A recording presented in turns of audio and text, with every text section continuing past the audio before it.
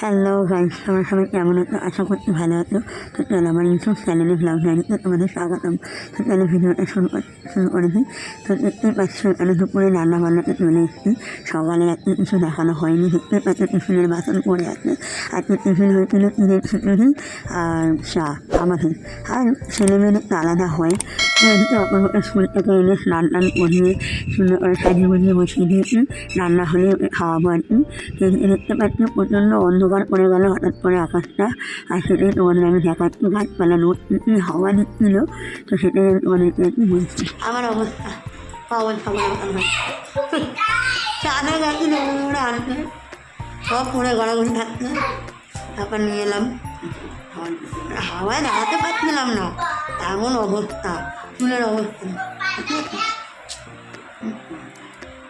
এরকম দেখতে পাচ্ছেন আওয়াজ করতে করতে আমি দৌড় মেরেছিলাম ছাদে। ছাদে আমার কম্বল দেওয়া ছিল।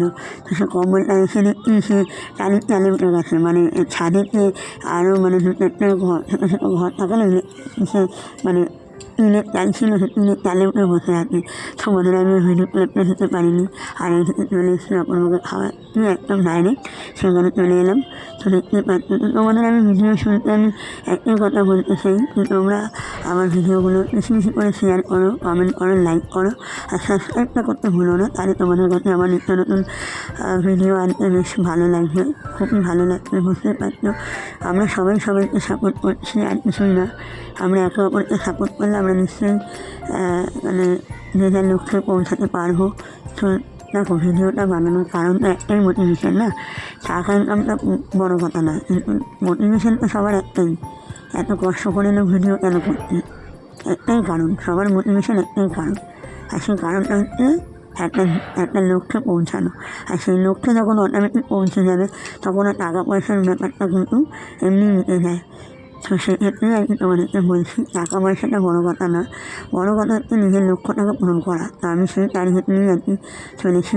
তো তোমরা আমার পাশে থাকো, এটুকুনি বলবো আর কি। আরও নিত্য নতুন সুন্দর সুন্দর ভিডিও আমি তোমাদের কাছে আনতে চলেছি।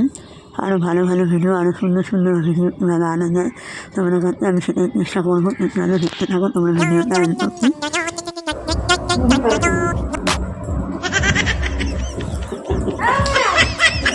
খাওয়াবো থাকতে